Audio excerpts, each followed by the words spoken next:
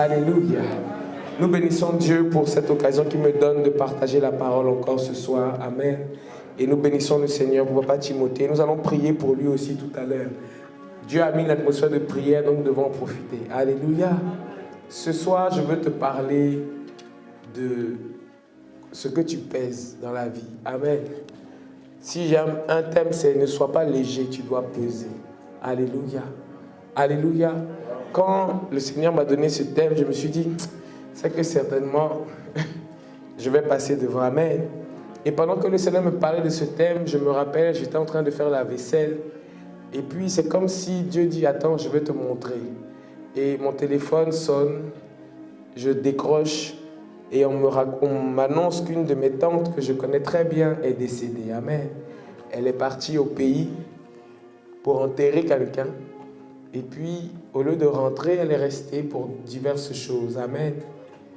Et elle a eu le Covid. Et dans le pays d'où je viens, vraiment, c'est un pays qui a besoin de prière. Amen. Et là-bas, on fait assistance respiratoire. Mais le problème, c'est que dans le pays, comme par hasard, alléluia, il y a eu un incident qui fait que depuis 2 semaines, dans toute la ville, il n'y a pas de courant, il n'y a pas d'eau. Amen. Donc ma tata qui est partie enterrer quelqu'un est décédée là où elle est. Elle était allée pour accompagner quelqu'un à la mort. Alléluia. Amen. Et Dieu me disait, tu vois, c'est ce que je te dis. Vous savez, Dieu n'a pas de problème à prendre quelqu'un de 25 ans, à quelqu'un de 23 ans, quelqu'un de 30 ans, 40 ans ou 50 ans. Amen. Le rapport à la mort n'est pas le même que nous.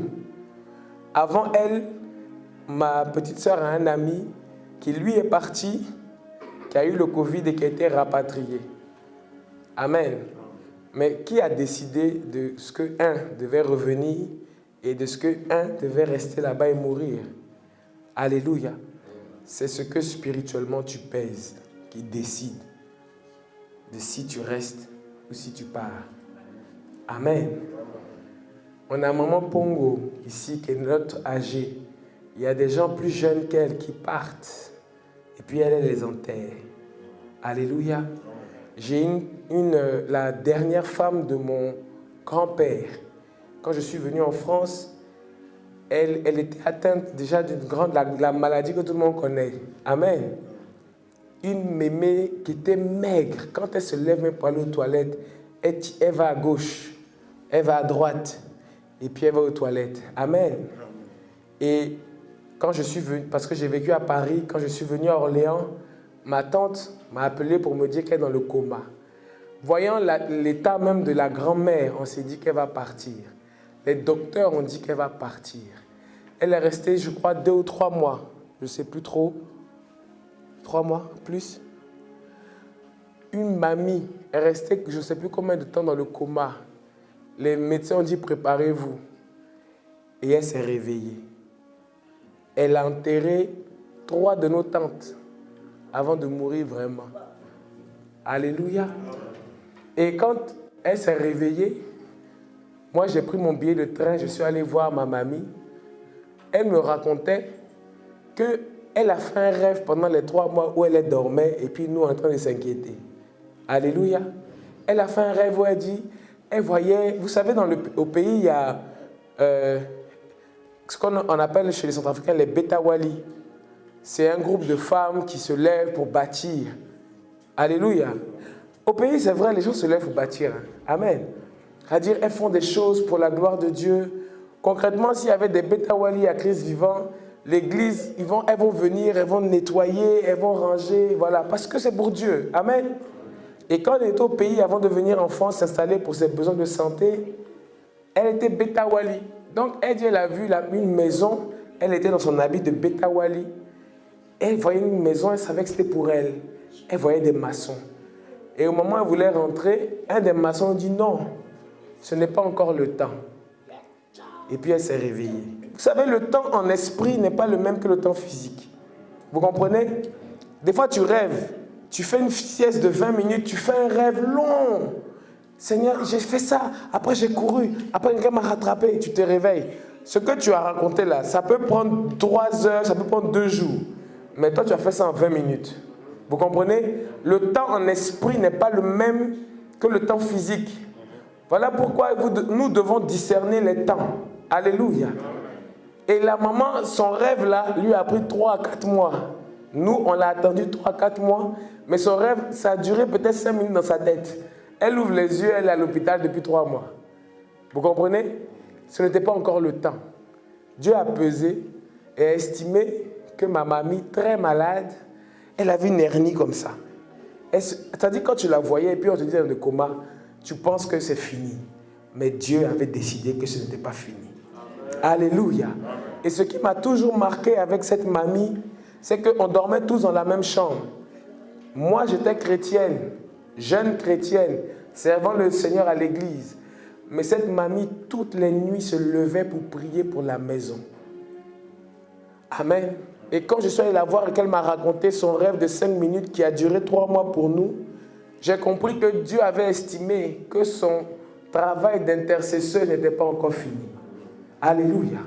Quand elle s'est levée, elle a enterré des gens qui l'appelaient maman. Elle en a enterré plein. On a pleuré nous ensemble les gens en question. Quand elle est morte, quand j'ai vu son visage tellement paisible, que je me suis dit, je n'ai pas le droit de pleurer parce que cette femme-là a travaillé. Alléluia. Cette femme-là a travaillé. Aujourd'hui, sa fille chez qui elle a vécu est convertie. Aujourd'hui, ses enfants, les petits-enfants qu'elle a gardés, elle a porté ses petits-enfants depuis leur naissance jusqu'à ce qu'ils deviennent adultes. Ces enfants sont convertis, ont de bonnes études. J'ai compris aujourd'hui que c'est le travail de cette femme dans le secret qui a fait que cette famille est devenue ce qu'elle est devenue. Et tant qu'elle n'avait pas fini, Dieu l'a gardée en vie. Alléluia. Tu dois peser. Amen. Tu dois peser lourd. Et ce soir, Dieu veut te faire comprendre que tu seras certainement pesé et mis dans une balance. Alléluia. Ce que tu fais pour Dieu, ce que Dieu attend de toi, que tu fais ou que tu ne fais pas, va peser dans la balance.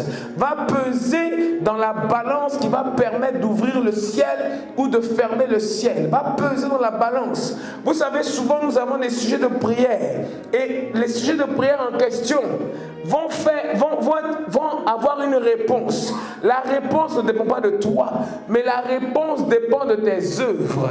La réponse ne dépend pas de toi seul, mais la réponse dépend de ce que tu pèses en esprit. Alléluia. Vous savez, quand l'histoire entre le Seigneur et Satan qui part de Job, c'était ce que Job pesait en esprit. Le Seigneur a dit, as-tu vu mon serviteur Job? Il est fidèle dans toutes ses voies. Alléluia. Et le Seigneur savait qu'un homme fidèle dans toutes ses voies ne pouvait pas l'abandonner. C'est pour ça que c'était facile pour lui de dire au diable, touche-le. Ça ne m'inquiète pas. Amen. Vous savez, Dieu est quelqu'un, si je puis dire quelqu'un, qui ne relève jamais des défis qu'il va perdre. Parce que Dieu savait que Job était fidèle dans toutes ses voies. Si le diable avait l'intelligence de l'esprit, il aurait compris que lorsque Dieu te dit que Job est fidèle dans toutes ses voies, ce n'est pas demain la veille que Job va changer. Alléluia. Et lorsque Job a traversé ce qu'il a traversé, amen. Lorsque Job a traversé ce qu'il a traversé, son attitude, sa posture, sa capacité à tenir bon, a fait que Dieu a pesé et Dieu a estimé qu'il méritait d'avoir le double de ce qu'il avait perdu. Alléluia. La Bible dit que ce qu'il avait perdu a été rendu en double. Amen. Ce que Job a eu comme attitude de respect, de révérence à Dieu, malgré ce qui se passait dans sa vie, a fait que lorsque Dieu a décidé de le bénir, Dieu a jugé, Dieu a pesé, Dieu a compté et a décidé que Job devait avoir le double de ce qu'il avait perdu. Alléluia. Dieu va te peser. Vous savez, les choses, l'être humain est spirituel. Les choses se pèsent. Amen. Quand ses amis sont venus le voir, quand vous lisez la Bible, c'est des gens qui étaient venus voir Job par compassion. Tout le monde n'est pas venu le voir. Les 3 amis qui sont venus le voir quelque part, c'est parce qu'ils l'aimaient. Amen. Et la Bible dit que les 3 amis sont restés silencieux à observer la douleur de Job. Mais à un moment donné, leur cœur a parlé. Ils ont parlé, ils ont dit vraiment Job, vérifie bien. Amen. Est-ce qu'il n'y a pas quelque chose? Comme des fois, toi-même, on te pose la question, tu es sûr qu'il n'y a pas quelque chose? Parce que quand on voit ta situation, vraiment, on se pose des questions. Mais laisse-moi te dire, le Dieu que nous prions est un Dieu qui pèse, qui compte et qui donne la récompense à celui qui le cherche. Alléluia. La Bible dit que Abraham crut et cela lui fut imputé en justice. Amen. Je veux te raconter l'histoire d'un roi qui s'appelait Belshazzar. Alléluia. Dans Daniel 5, si tu me prends Daniel 5. Amen. Belshazzar, on ne va pas tout lire. Alléluia. Belshazzar était le fils de Nebuchadnezzar. Dans d'autres versions, il s'appelle Balthazar. Amen. Et ce jour-là, ce roi va prendre du vin. Et la Bible dit que lorsqu'il sera plein de vin, il va demander qu'on apporte les ustensiles sacrés de la maison de Dieu pour que lui, ses femmes et ses grands fonctionnaires boivent dedans. Alléluia. Et la Bible dit qu'à ce moment précis, il y a une main, tu coupes le poignet, une partie d'une main est venue et a commencé à écrire sur le mur. Alléluia. La Bible dit que ce grand roi a été tellement traumatisé, j'aime la phrase dit que les jointures de ses reins ont lâché. Quand on me dit, moi, les jointures de ses reins ont lâché, je me dis que quelque chose a dû se passer en bas. Alléluia. Parce que la Bible dit, vous savez, la Bible connaît le français. Amen. Ils ont de belles phrases pour dire des choses simples. Alléluia. On dit dans ses reins, les jointures, ce qui tient les reins ont lâché. Quand tes reins lâchent, quand ce qui tient tes reins lâche, on sait ce qui se passe en bas. Alléluia.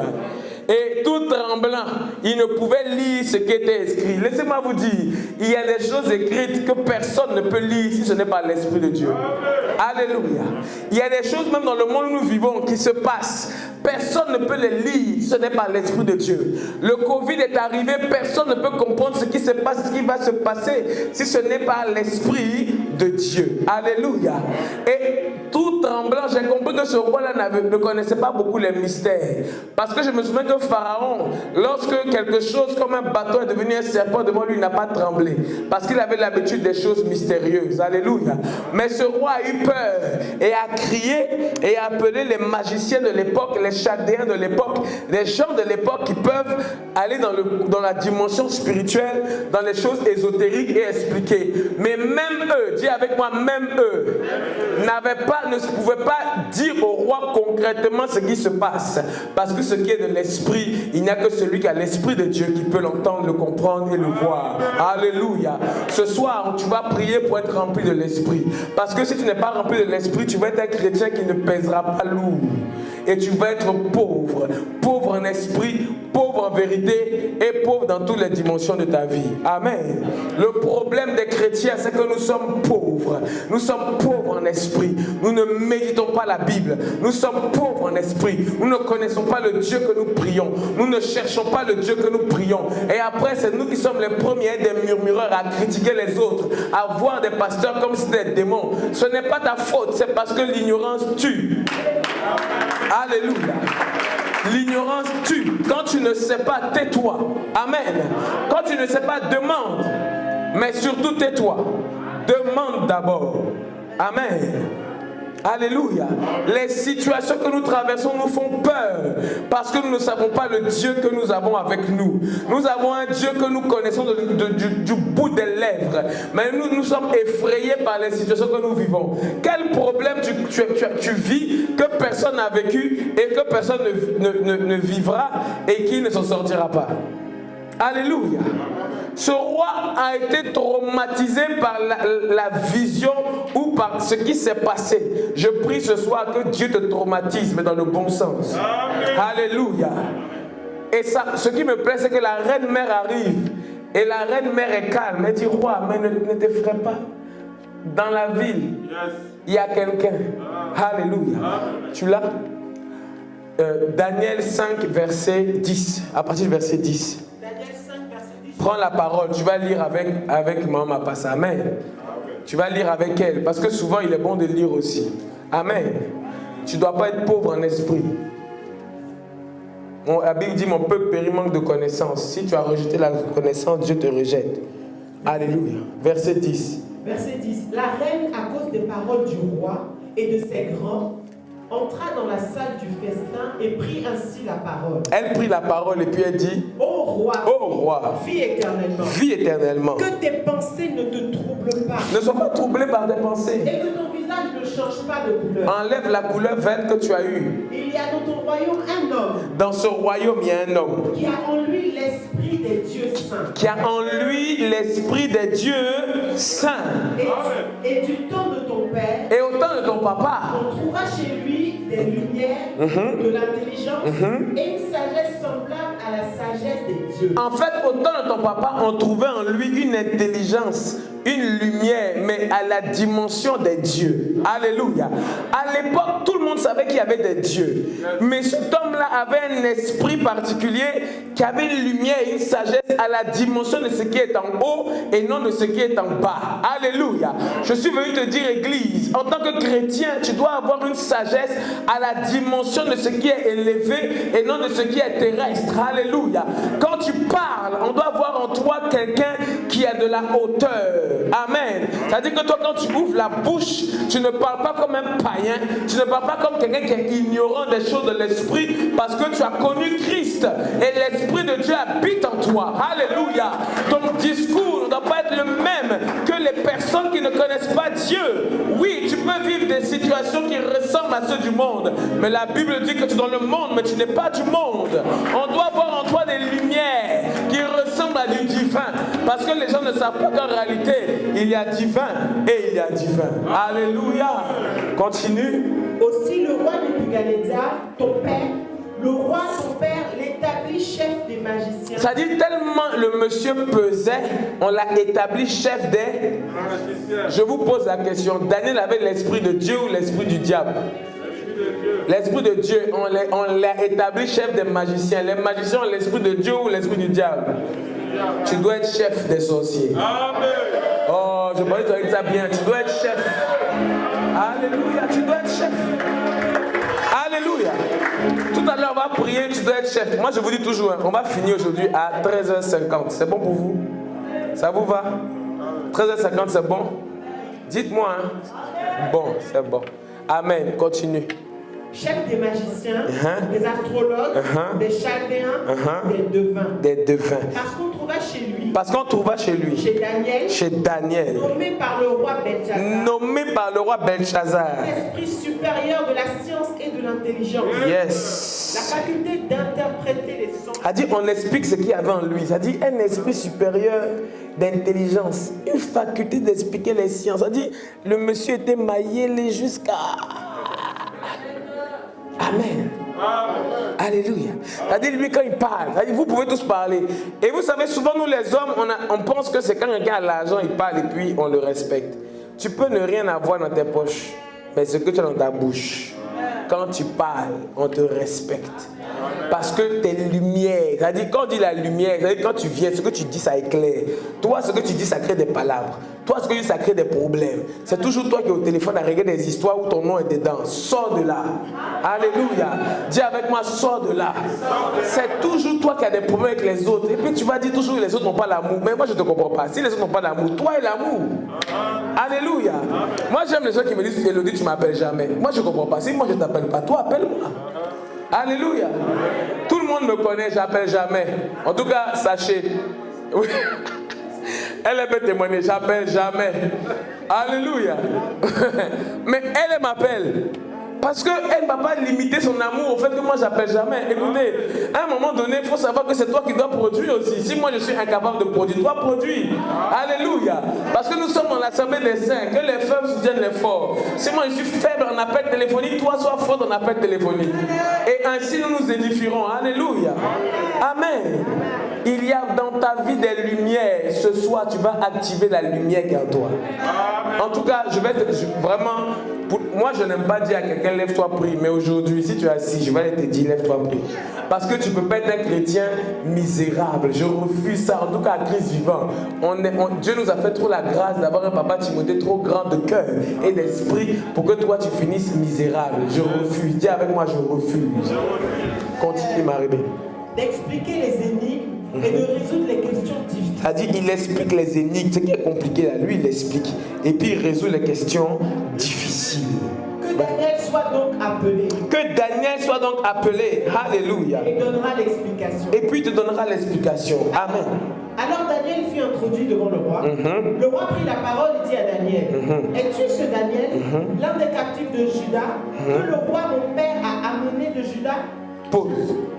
C'est-à-dire, on t'explique tout ce que le Daniel fait. Il explique les lumières, il explique les sciences, il explique des choses compliquées. Maintenant, quand il vient devant toi, aucun respect.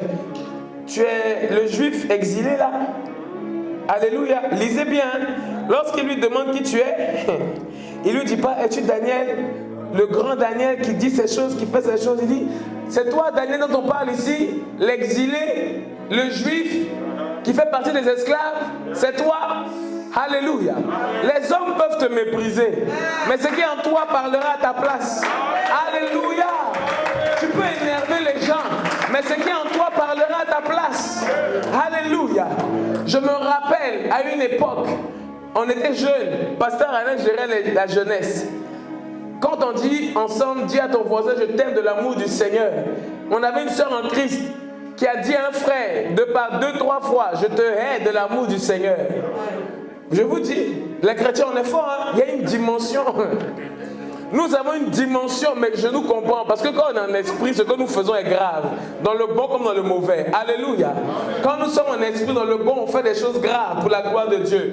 Quand nous sommes en esprit, dans le mauvais aussi, écoutez, on saccage tout. Ce n'est pas nous, c'est l'esprit. Amen. Elle dit, je te hais de l'amour du Seigneur. On dit, dis encore, et puis elle répète, pour qu'il entende bien, je te hais de l'amour du Seigneur. Le frère traumatisé est allé voir pasteur Alain pour qu'on règle l'histoire. On est allé dans un 9 mètres carrés pour régler l'histoire.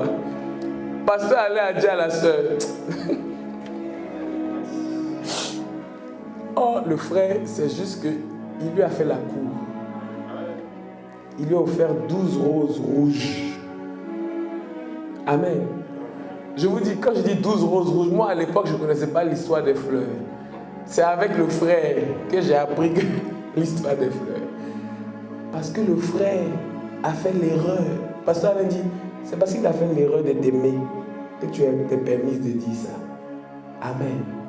Aujourd'hui, le frère, ce qui est en lui à parler, il est marié, il a des enfants. Alléluia. Bon, je ne parle pas de la sœur. Amen. Amen. On ne sait jamais où la vidéo peut partir. Alléluia. Ce qui est en toi, on peut mépriser. C'est pas grave. Ça parlera en ta faveur. Alléluia. Ce qui est en toi.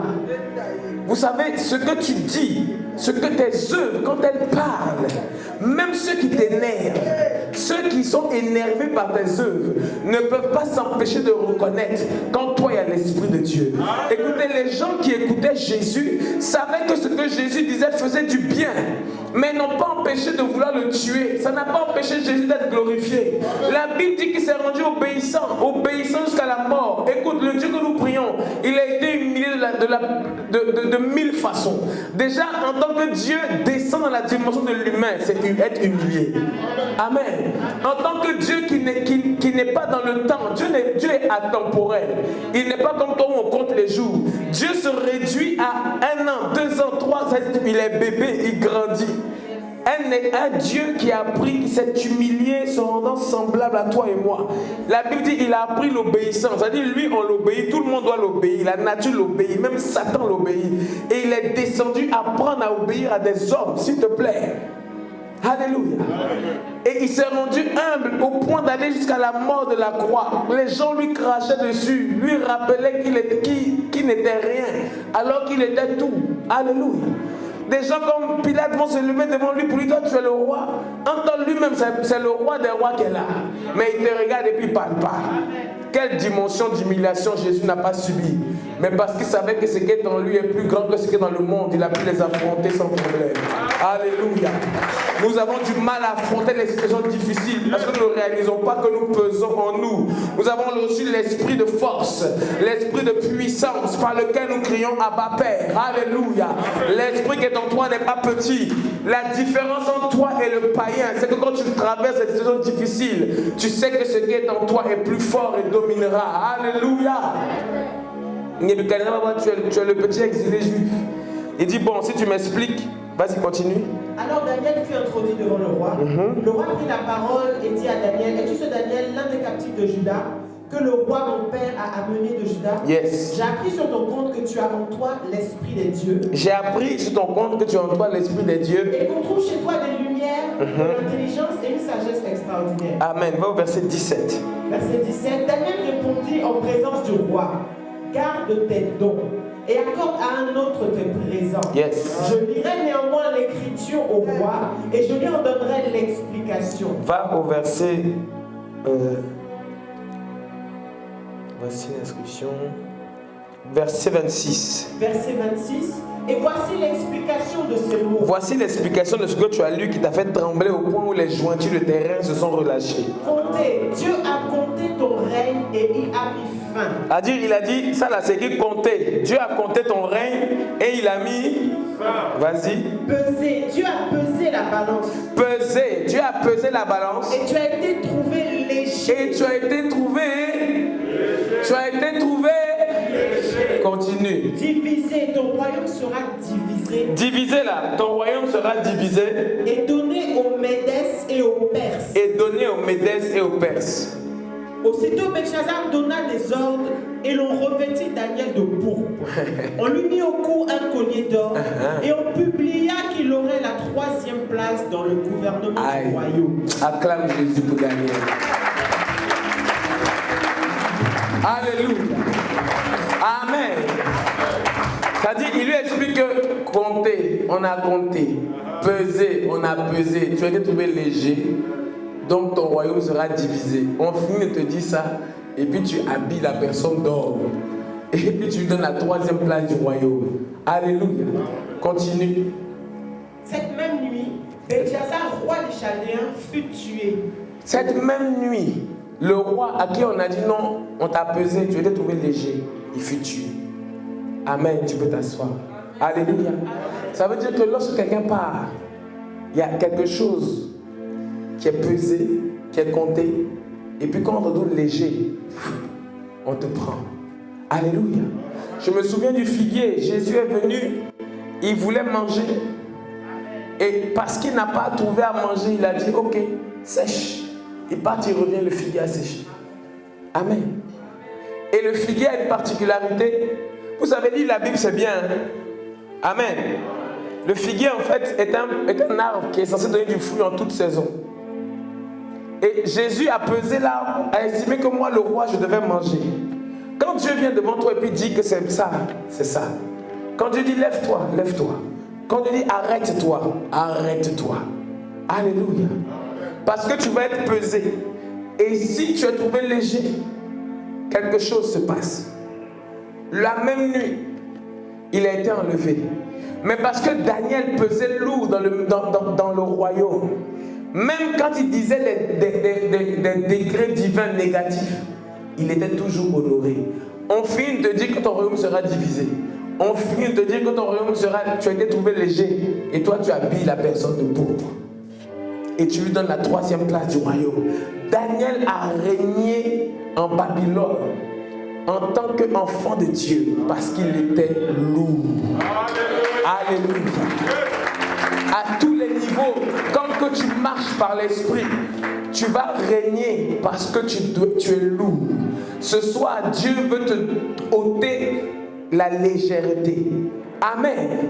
Et je me souviens dans 2 Rois 18, le roi Ézéchias, la Bible déclare que ce roi était malade jusqu'à la mort. Ésaïe va être envoyé, il va lui dire, prends, prépare ta maison, Dieu dit, t'enlève. Alléluia.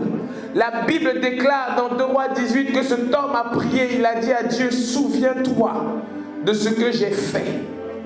Alléluia. Et quand tu médites la Bible, tu te dis, mais qu'est-ce que cet homme a fait? Et quand tu vois en 2 Rois 15, on va prendre rapidement et on va prier. Amen. 2 Rois, c'est 2 Rois 20, et là c'est 2 Rois 18. 2 Rois 18. Merci Seigneur. Tu as trouvé 2 Rois 18? Je crois que c'est ça. Vas-y. 2 Rois 18, verset 1. La 3e année d'Osée, fils d'Éla, roi d'Israël, Ézéchias, fils d'Akaz, roi de Juda, régna. Il avait 25 ans lorsqu'il devint roi. Il avait 25 ans lorsqu'il devint roi. Et il régna 29 ans à Jérusalem. Voilà. Sa mère s'appelait Abi, fille de Zacharie. Il fit ce qui est droit aux yeux de l'Éternel. Il fit ce qui est droit aux yeux de l'Éternel. Entièrement comme avait fait David son père. Entièrement comme David son père avait fait. Il fit disparaître les hauts lieux. Il a fait disparaître les hauts lieux. Brisa les statues. Il a brisé les statues. Abattit les idoles. Il a abattu les idoles. Et mis en pièces le serpent d'airain que Moïse avait fait. Et il a mis en pièces le serpent d'airain que Moïse avait fait, qui est devenu idolâtrie pour le peuple d'Israël. Car les enfants d'Israël avaient jusqu'alors brûlé des parfums devant lui. Parce que les enfants d'Israël, face au serpent d'airain, brûlaient encore des parfums. Ça veut dire que ce que Dieu avait fait est devenu pour eux une erreur. Ils sont devenus idolâtres. Ils commençaient à adorer un serpent d'airain. On l'appelait Nehushtan. On lui a même donné un nom. Il mit sa confiance en l'Éternel. Il mit sa confiance en l'Éternel. Le Dieu d'Israël. Le Dieu Et d'Israël. parmi tous les rois de Juda. Et parmi tous les rois de Juda qui vinrent après lui. qui vinrent après lui, Ou qui le précédaient. ou qui le précédaient, Il n'y en eut point de semblable. il y en a eu point de semblable. Alléluia. Voilà pourquoi en 2 Rois 20, c'était pas 2 Rois 10, mais 2 Rois 20, lorsqu'il a dit Seigneur, souviens-toi de ce que j'ai fait pour toi, la Bible déclare, Ésaïe n'était même pas encore sorti de la cour. Dieu dit retourne, dis-lui, j'ajoute 15 ans. Alléluia. Parce que cet homme a été pesé. Il n'a pas demandé à Dieu de lui redonner la vie, mais il a dit au Seigneur, souviens-toi de ce que j'ai fait. Et lorsque toi et moi nous lisons ce qu'il a fait, il a abattu les autels qui faisaient que le peuple d'Israël se détourne de la main de Dieu. Il a abattu les autels qui faisaient que le peuple d'Israël était devenu en horreur à leur propre Dieu. Voilà ce dont Dieu s'est souvenu et a pesé Ézéchias, a mis dans la balance les œuvres d'Ézéchias et a dit, Ésaïe, retourne. Ce que j'ai dit, je change. Dieu n'a pas menti. Il a donné une autre instruction. Alléluia. Ce soir, tu dois peser. Tu dois peser. Alléluia. Tu ne peux pas être léger. Vous savez, lorsque Dieu m'a fait la grâce d'être consacré évangéliste, je me suis dit, je ne vais pas me contenter de mes acquis. Quelqu'un qui avance avec Dieu ne s'arrête pas à ce qu'il connaît. Il continue d'avancer. Alléluia. Nous les serviteurs, nous devons, nous tous, que ce soit pasteur Alain, évangéliste Arnold, évangéliste Hervé, alléluia, qui prêchons ici. Alléluia. Nous ne pouvons pas nous arrêter à nos acquis. Alléluia. Amen. Moi, je connais beaucoup de versets dans ma tête. Mais si je vais m'arrêter à ça pour dire que non, je peux venir prêcher n'importe comme je veux, mais je vais devenir une évangéliste médiocre. Et je ne pèserai pas lourd. Et Dieu ne pourra pas m'emmener loin. Nous voulons tous avancer. Nous voulons tous nous élever, mais nous devons peser. Alléluia. Je suis allé faire une formation biblique. J'ai appris. Je cherche encore à apprendre. Je continue de me former. Auprès de Papa Timothée, je continue de me former. Je vous dis toujours, je parle toujours de moi. Je préfère, parce que moi je me connais. Alléluia. Tu ne vas pas t'arrêter à tes acquis, mais tu dois avancer. Tu dois corriger. Parce que de toutes les façons, tant que tu es encore en vie, tu as fait des erreurs, tu dois avancer, améliorer ce que tu as déjà fait. Alléluia. Paul disait, je cours vers le but. Je cours vers le but pour atteindre la vocation céleste. Courir vers le but, c'est quoi? C'est continuer d'avancer, sachant que Dieu doit te façonner. Alléluia. Tu es une argile sur le potier. Le potier attend de toi que tu pèses. Parce que tu vas être compté. Et tu vas être pesé. Et je refuse au nom de Jésus que tu sois divisé. Alléluia. Le départ peut être mauvais, mais l'arrivée, c'est l'arrivée qui compte. Si en chemin Jésus fait son entrée, l'arrivée sera glorieuse. Alléluia. Si en chemin Jésus rentre dans ta vie, l'arrivée sera glorieuse. Amen. Tu dois peser lourd. Pour peser lourd, tu dois savoir qui est ton Dieu. Pour savoir qui est ton Dieu, la Bible déclare et ce livre de la loi qu'il ne s'éloigne point de ta bouche. Tu veux connaître le Dieu de tes pères. Tu veux connaître le Dieu que tu sers, le Dieu que tu pries. Que ce livre de la loi ne s'éloigne point de ta bouche. Alors tu pèseras lourd. Daniel était un homme de bien. Daniel était un homme intègre. Tout ce qu'il a fait comme jeûne, c'est un jeûne à fruits. Il n'a pas jeûné 40 jours. Mais la Bible dit matin, midi, soir, il priait. Il avait gardé cette intégrité de prier le matin, de prier à midi, de prier le soir. Et 3 passés et ont établi Daniel au-dessus des magiciens. Alléluia.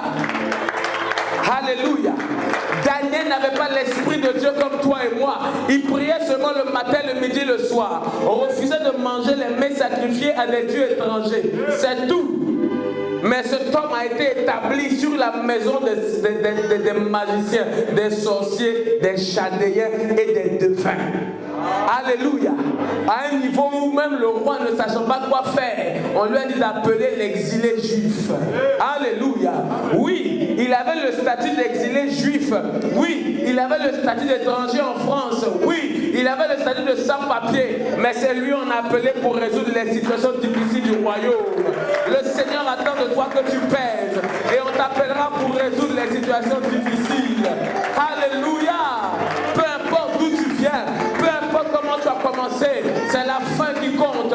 Et pour que ta fin soit glorieuse, tu dois peser. Pour que ta fin soit glorieuse, tu dois peser. Pour que ta fin soit glorieuse, tu dois être rempli de l'esprit, rempli de paroles, rempli de puissance, rempli de feu. Parce que ton esprit de Dieu est un esprit de feu. Alléluia. Alléluia. Arrête de te contenter de ce que tu as. Tu dois aller plus haut, tu dois pousser. Amen. Depuis que tu jeûnes, tu pries. Est-ce que tu as vu que tu as avancé? Non. Donc avance. Comment? Par la parole. Reprends les bases. Vous savez, on dit souvent quand tu as raté le coach, il faut repartir à zéro. On recommence au début. Mais vas-y avec la puissance de l'esprit. Celui qui a la capacité de rattraper les années, que les sauterelles, que les gélènes t'ont volé. Notre Dieu est un Dieu de l'accélération divine. C'est un Dieu d'accélération divine. Il est le Dieu des prodiges. Les prodiges que Dieu fait en un temps limité. Alléluia. Alléluia. Moi, je peux rendre témoignage de la main de Dieu. Ce que j'ai attendu en 6 ans, Dieu me l'a donné en 6 mois. Alléluia. J'ai battu 10 ans, 6 ans pour avoir quelque chose. Dieu m'a donné en moins de 6 mois ce que j'attendais. Aujourd'hui, je suis assis au beurre. Amen. C'est la grâce de Dieu. C'est la main de Dieu. Lorsque tu pèses, lorsque l'Éternel se lève, lorsqu'il étend sa main, qui peut détourner sa main? Et la marque de notre Dieu, c'est de rattraper les années qu'on t'a volées. La marque de notre Dieu, ce n'est pas l'addition, mais la multiplication. Il prend ce que tu as et il multiplie. Alléluia. Il prend ce que tu as et il multiplie. Sois intègre. Marche dans ses voies. Daniel n'avait pas l'esprit de Dieu comme toi et moi aujourd'hui. Mais Daniel a été établi sur des magiciens, sur des sorciers. Daniel a été établi. Dieu veut t'établir. Mais il doit te peser. Tu dois peser. Tu dois peser, Église. Tu dois peser. Tu dois peser lourd. Dépouille-toi de ce qui te rend léger. Arrête de te focaliser sur les choses matérielles. Elles te seront données. Qu'est-ce que Dieu n'est pas capable de donner? Quel papier peut arrêter la main de Dieu? Quel mariage peut empêcher Dieu de se glorifier? Tu dois peser. Tu dois peser. Lève-toi et commence à prier. Il nous reste 5 minutes. Le Seigneur...